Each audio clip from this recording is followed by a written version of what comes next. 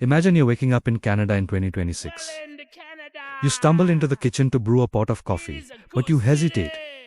Coffee prices have jumped by around 20% in a single year. You check your phone notifications, and there it is, your monthly bill. You're paying 2 to 3 times more for mobile data than people in countries like France. And for what? Spotty service on the subway, you head to the grocery store to grab a steak for dinner, but you put it back. Beef prices are up well into the double digits. You look at their shelf, different brands, colorful boxes, endless choices, right? Wrong. You're walking through a hallway of mirrors. You think you're choosing between 20 different companies. But you're mostly handing your money to the same 3 guys in suit sitting in a boardroom in Toronto. From the food on your table to the phone in your pocket to the bank account that's slowly bleeding out from fees. Your life is being dictated by 5 massive protected oligopolies that have divided up the map of Canada like it's a game of Risk. And the worst part, the government isn't just watching it happen. In many cases, they built the walls to protect them. I'm going to show you exactly who owns your wallet. This is the story of the 5 monopolies ruling Canada. Welcome to the land of the true north, strong and expensive. If you've ever wondered why everything in Canada feels slightly like a rip-off compared to the rest of the world, you aren't crazy. You're just a captive customer. In economics, they call it an oligopoly. That's a fancy Greek word that roughly translates to a few dudes own everything and you have nowhere else to go. We like to think of Canada as a free market, capitalist democracy. But when you peel back the label, what we actually have is a series of trench coats. 3 or 4 massive corporations standing on each other's shoulders pretending to be a competitive market. Today we are going to tear down the 5 pillars of the Canadian economy. We are going to look at the grocery barons who fix the price of bread. Literally, the telecom triopoly that charges you the highest rates in the world. The banking cartel that makes billions while you drown in debt. The skylords who control your ability to leave the country. And finally, the secret protected industry that the government legally defends with a firewall of We have a lot of ground to cover. So grab your overpriced coffee, sit down, and let's follow the money. 1. The grocery barons, the food syndicate. Let's start with the most basic human necessity. Food. You walk into a grocery store. Maybe it's a real Canadian superstore. Or maybe you want something fancier, so you go to Loblaws. Maybe you're on a budget, so you hit up No Frills. Or maybe you're in the neighborhood and pop into a Shoe's Drug Mart. You feel like you've shopped around. You've exercised your consumer freedom. News flash. You just gave all your money to the same company. This is empire number 1, the grocery oligopoly. In Canada, roughly 2/3 of all grocery sales are controlled by just 5 companies. But really, it's down to the big 3. Loblaws, Empire, Swaz, and Metro. Let's talk about the king of the north. Loblaws run by the Weston family.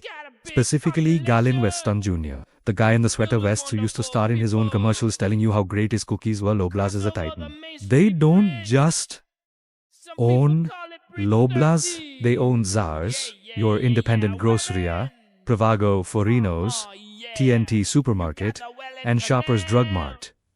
It's an empire so vast that if you try to boycott one store, you inevitably stumble into another one of their properties just to buy toothpaste.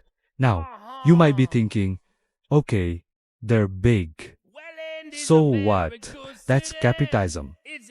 Is it, though? Capitalism requires competition. When 3 companies control the food supply of an entire G7 nation, they don't have to compete. They just have to agree. The bread scandal. This isn't a conspiracy theory. It's a matter of court record. For 14 years, from 2001 to 2015, the major grocers and bakery wholesalers in Canada allegedly coordinated to artificially inflate the price of packaged bread. Think about that. Bread, the symbol of basic survival. The thing you buy when you have nothing else. They looked at the price tag and said, Let's all agree to make this more expensive together. When the story broke, Loblaws admitted participation and received immunity for cooperating with the Competition Bureau. They offered customers a $25 gift card as an apology. A $25 card for 14 years of price gouging. That's like a bank robber handing you a lollipop on his way out of the vault. The pandemic profiteering. Fast forward to the 2020s. Loblaws profits in 2022 and 2023 surged so much that economists started using terms like greed. The companies claimed their margins were razor thin, around 34%. But when you're moving billions of dollars of inventory, 4% is an enormous amount of cash. Plus, they own the supply chain. They own the real estate via REITs. They own the distribution. They aren't just the store. They are the landlord and the tracker, the hero pay debacle. Here's the darkest joke of them all. In the early months of the pandemic, the big three grocers introduced hero pay, a slight wage bump for the frontline workers, risking their health to sell us toilet paper. It was a PR home run. Then, on a seemingly random day in June 2020, all three major competitors ended the hero pay on the exact same day. Coincidence? The House of Commons didn't think so. They hauled the CEOs in for questioning. It smelled like coordination. It smelled like a monopoly flexing its muscles to suppress wages while raking in cash from consumers who literally had no other option. The takeaway. The grocer oligopoly is so concentrated, it functions like a monopoly. It is the most visceral one because you feel it in your stomach. You stand in that aisle holding a $9 pack of butter and you realize you aren't a customer to them. You're a hostage. And because they've bought up the budget brands, No Frills, Freshco, Food Basics, they profit even when you're too poor to shop at their flagship stores. They win if you're rich and they win if you're broke. And that's just the first monopoly. Wait until you see how much you're paying to make a phone call to complain about it. To the Telecom triap.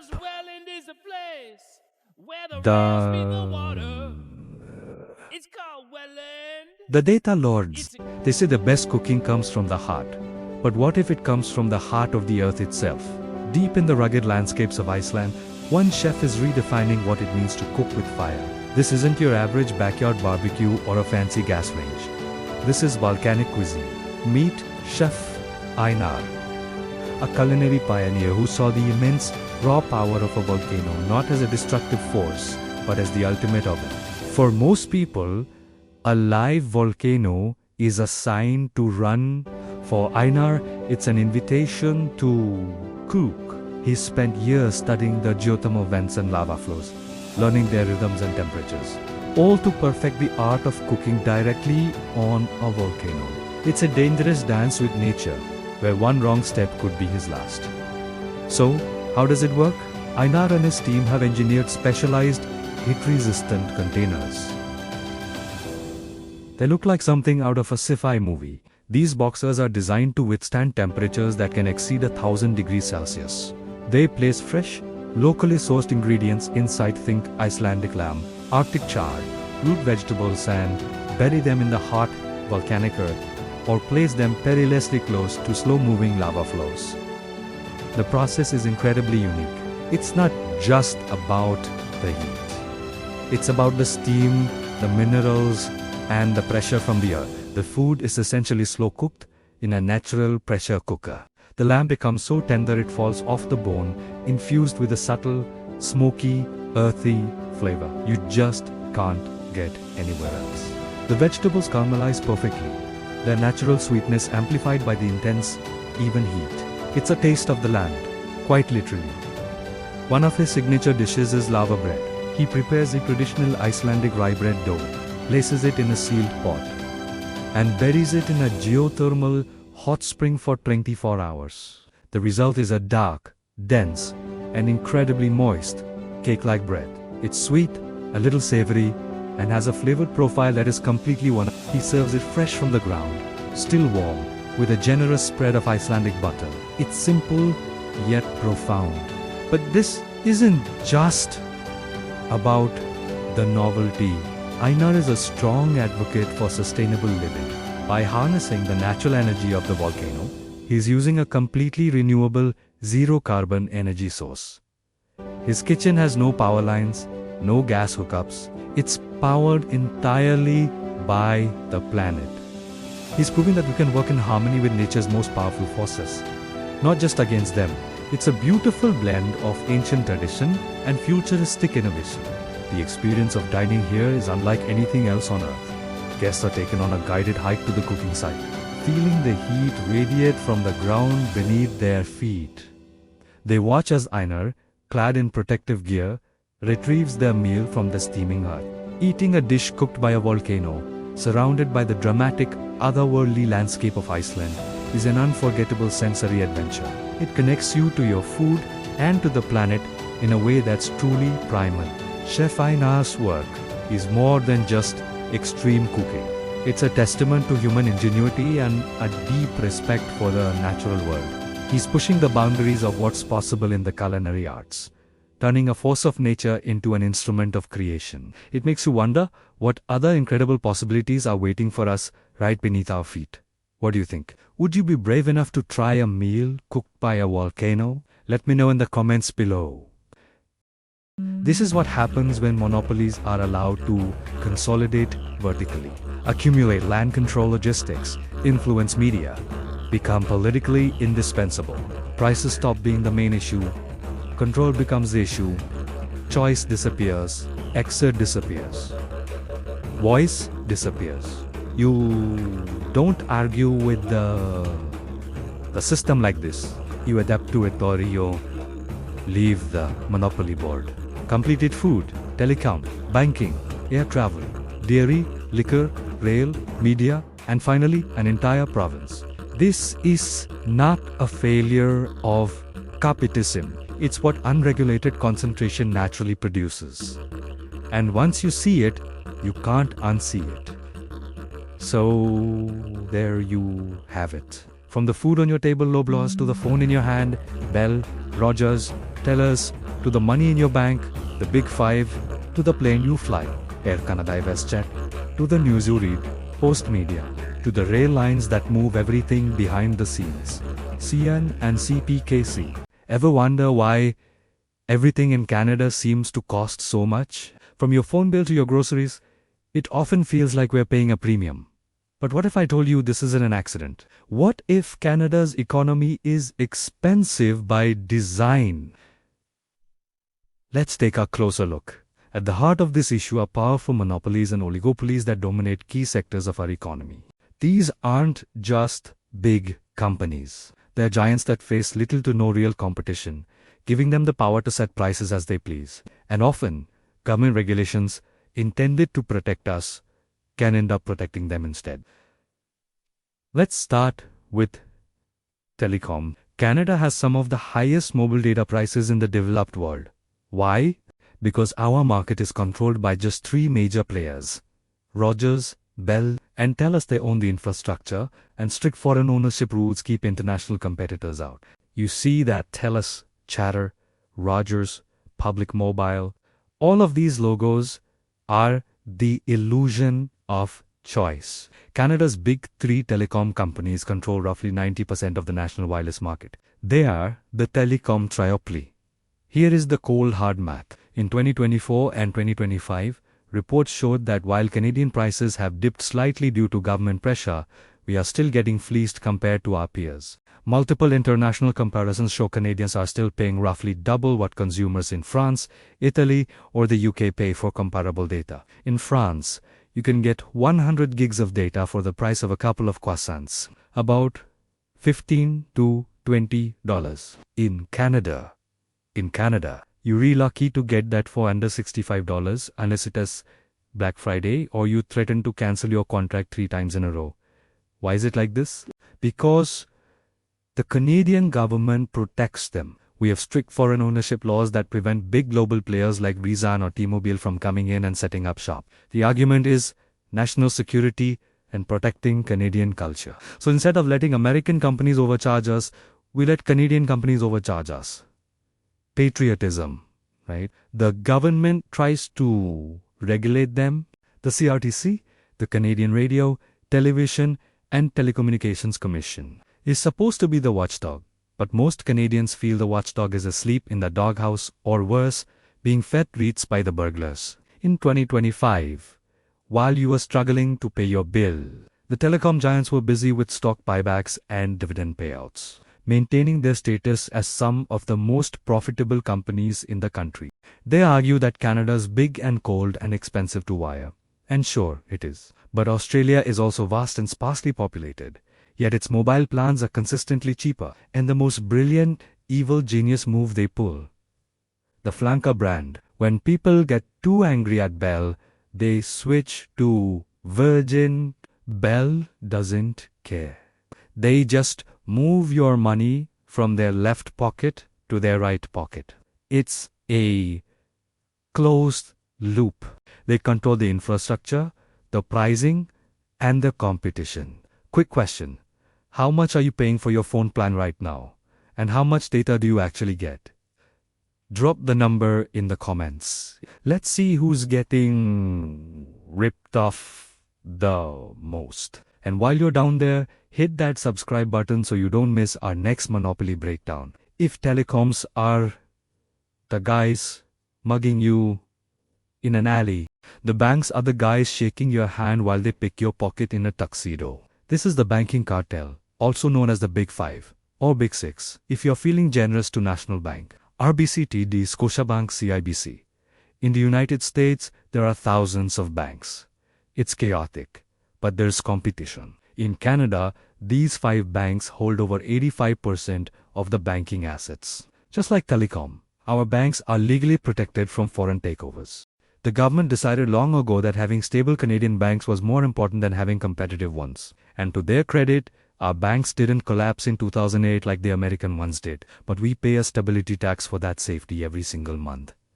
Have you ever looked at your monthly account fee? $16.95, just for the privilege of letting them hold your money. Then there are the overdraft fees, NSF fees, and e-transfer fees. In 2024 and 2025, while Canadians were facing a cost of living crisis, the Big Six were routinely posting well over $15 billion in profit per quarter.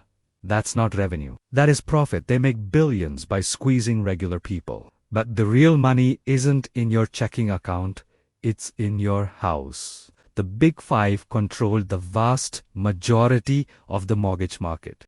They become so massive that they are too big to fail. This gives them immense leverage over the government. They aren't just businesses. They are the gears of the economy, and they know it. Walk into a branch and you'll get pitched a credit card.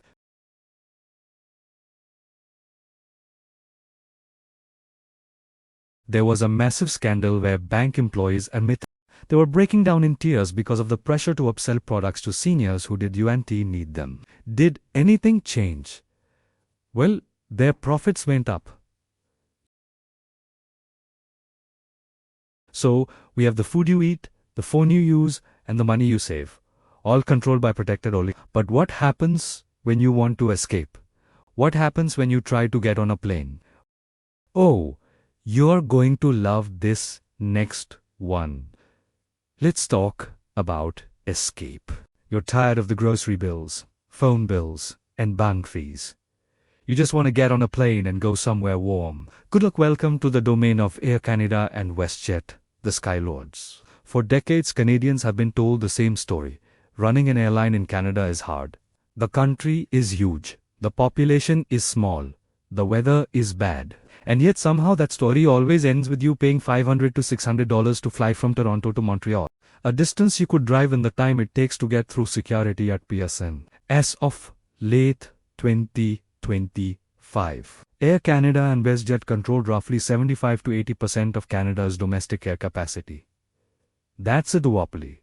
Air Canada dominates the major hubs. WestJet has retreated into a fortified Western Canada strategy. In Canada, the graveyard of budget airlines is full. Lynx Air collapsed. Swap was absorbed.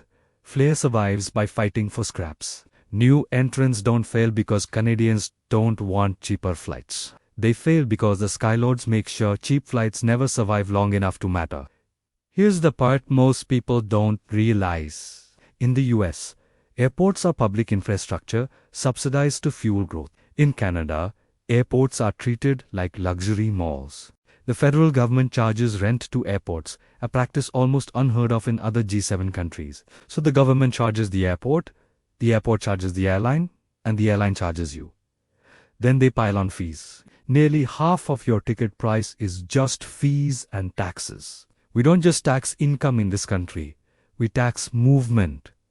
We tax gravity. And what do you get for those prices? In 2025, J.D. Power's airline satisfaction rankings put Canadian carriers near the bottom. Air Canada's premium economy score was a brutal 616 out of 1,000. Yet they were posting quarterly revenues north of $5 billion. They don't need to impress you. They just need to be the only plane going where you need to go. And that's the pattern, isn't it? Food, phones, banking, travel. Every time you try to escape one monopoly, you run straight into another. And we're not done yet. Because there's still one industry left. The one the Canadian government doesn't just tolerate, but actively defends with a wall of terror. And once you see that one, everything about why Canada is so expensive will finally click. The milk mafia. Supply management. It's the third rail of Canadian politics. Touch it and your career dies. I'm talking about the dairy cartel, or as the government prefers to brand it, supply management. Ever wondered why milk, cheese, and butter cost so much more in Canada than in the US? Why a block of cheddar that's $4 in Wisconsin is $9 in Ontario? It's not the weather. It's because Canada runs one of the most aggressively protected agricultural cartels in the developed world, enforced by the federal government itself. In most countries, if you want to be a dairy farmer, you buy land and cows. In Canada, that's illegal. Before you can milk a single cow for sale, you must buy quota, a government license to produce a fixed amount of milk. Quota costs tens of thousands of dollars per cow, meaning total farm values often run into the millions. This makes it impossible for new farmers to enter, keeps supply artificially low, and turns farming into an asset-holding class. This is textbook cartel behavior. Written into federal law, the Canadian Dairy Commission sets the farm gate price for milk every year. That guaranteed price gets passed on to you. This is why dairy prices never seem to go down, even when inflation cools. Multiple studies estimate this costs the average Canadian household between $300 and $500 a year. Think of it as a milk tax. It hurts low-income families the most, but the money doesn't go to food security. It goes to protecting the value of that quota. This system also puts Canada's entire economy at risk. The US has complained about it for decades. Canada has tariffs on dairy that exceed 200%. To protect a small group of wealthy quota holders, we risk retaliatory tariffs on major industries like auto manufacturing. So, why does it survive? Dairy farmers are concentrated in key electoral ridings, especially in Quebec and Ontario. They vote, they organize, and no political party dares to challenge them. Politicians smile and defend the cartel while you pay $9 for cheese. But it's not just your breakfast. If the dairy cartel controls your morning, the liquor monopolies control your Friday night. In most of Canada, the government itself is the main alcohol retailer. In Ontario, it's the LCBO. In Quebec, the Shaktis are state-owned giants with massive buying power. Logically, alcohol should be cheap. It isn't. These agencies are revenue engines. For the 2024 fiscal year, the LCBO handed over $2.17 billion in profit to the Ontario government. That's not tax revenue. That's direct retail profit extracted from you. If a private company did this, we'd call it a monopoly. Because it's the government, we call it a public service. They get amazing wholesale prices but don't pass the savings to you. They just pocket the difference. Their defense, social responsibility. They claim government control is needed to protect public health. But in recent years, they've aggressively expanded online ordering, home delivery, and run glossy marketing campaigns. This isn't about limiting consumption. It's about maximizing revenue. The only difference between them and a private retailer is that competition is illegal. And the craziest part, it's often illegal to ship a case of wine from a winery in British Columbia directly to a customer in Ontario, because the provincial monopolies demand their cut. So, food is controlled and booze is a state-run monopoly. But even if you avoid all that, you can't escape the duopoly that moves almost everything you own, the railways. Welcome to the world of CN and CPKC. Together, they control over 80% of Canada's rail freight. For bulk goods over long distances, there are no other options. If your business is located on one of their lines, you're a captive shipper. You pay what they demand. In August 2024, we saw how fragile this is when both companies shut down due to labor disputes. The economy choked. Grain shipments stopped. Critical supplies for drinking water were delayed. The damage was estimated at over $300 million a day. These private, profit-maximizing companies function like essential public utilities, but without the price regulations.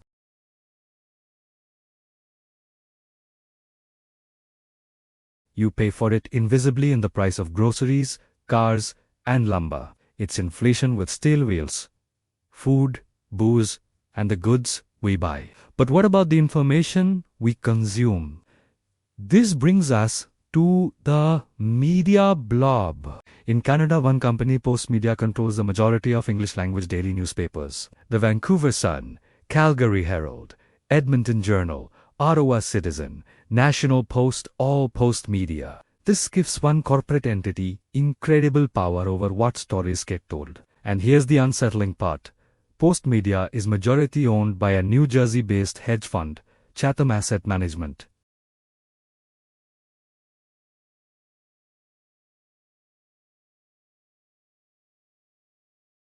Their playbook is to buy struggling papers, lay off experienced reporters, centralize control, sell the real estate, and run the operation on fumes. Local news dies, and corruption goes unchecked. Worse, Postmedia consolidates opinion. The same editorials or major issues appear in dozens of papers across the country, creating an illusion of consensus. It's not consensus. It's copy-paste. From milk to media. Canada doesn't just tolerate monopolies. It designs them, protects them, and in some cases, profits from them. This isn't a free market. It's a series of walled gardens where you, the consumer, are always paying the price of admission. Thanks for watching. Don't forget to like and subscribe for more. Ever wonder why your bills just keep going up year after year? It feels like a quiet, relentless cycle, doesn't it? Fees creep up, the quality of service subtly dips, but profits for the big players, oh, they just keep growing. And come election time, despite all the promises, nothing really fundamental seems to change. It's frustrating, and it leaves you wondering, what can I actually do about it? I mean, you can't just boycott food. You can't decide to stop using banks altogether. You can't opt out of the system that moves our goods or the fees at the airport. It feels like you're trapped. But here's the first step. You can stop pretending that this is normal. It's not. You can stop being loyal to the big brands that see you not as a valued customer, but as a captive one. Let's talk about real, practical actions. When you're shopping, look at those flanker brands, that discount versions owned by the big guys. If they save you money, make the switch. Your loyalty should be to your wallet, not their logo. And whenever you can, support your local independent grocers. They're a dying breed, and they need our help to survive against the giants. It's the same with media. Seek out and support independent journalists and creators who aren't owned by some massive hedge fund, so you can get a clearer picture of what's really happening. Most importantly, we need to collectively stop accepting the tired old excuse that Canada is just expensive. It's a lazy answer, and it's not the truth. Our country isn't expensive by accident. It's expensive by design. This system has been carefully crafted through specific policies and protected by layers of regulation. And it's all maintained by a deafening silence, by our collective acceptance that this is just the way things are. So, let's get to the real heart of the issue. This isn't about being against success or hating on big companies for doing well. Not at all. It's about what happens when that success leads to massive market concentration without any real accountability. A healthy market isn't destroyed when a company gets big. A market fails when a company gets big, becomes shielded from competition, and grows so politically connected that it's seen as indispensable. That's the critical turning point. That's when dynamic, innovative capitalism starts to look a lot less like a free market and a lot more like a modern form of feudalism. Just with slicker branding and better PR campaigns, it becomes a system of lords and serfs, where a select few control the essential services we all depend on, and we're left with fewer choices and higher costs. They own the castle, and we're just living in it, paying rent on everything. If you've listened this far, I'm guessing this all resonates with you. You're probably just as tired of feeling like you're constantly getting ripped off. So I want to hear from you. What's the one thing that gets you the most? Is it the shocking grocery bill every week? Is it your phone bill that seems to have a life of its own? Maybe it's the endless banking fees for services that should be free. Or that airline ticket that somehow costs more than your entire vacation. Drop your biggest frustration in the comments below. I promise I will go through and read them. I want to know what's on your mind. And while you're at it, hit that subscribe button. It's probably the only thing you click on today that is UNT owned or controlled by a monopoly. It's a small act, but it supports independent voices trying to make sense of this all. Thanks for sticking with me. Stay watching, stay sharp, and I'll see you in the next one.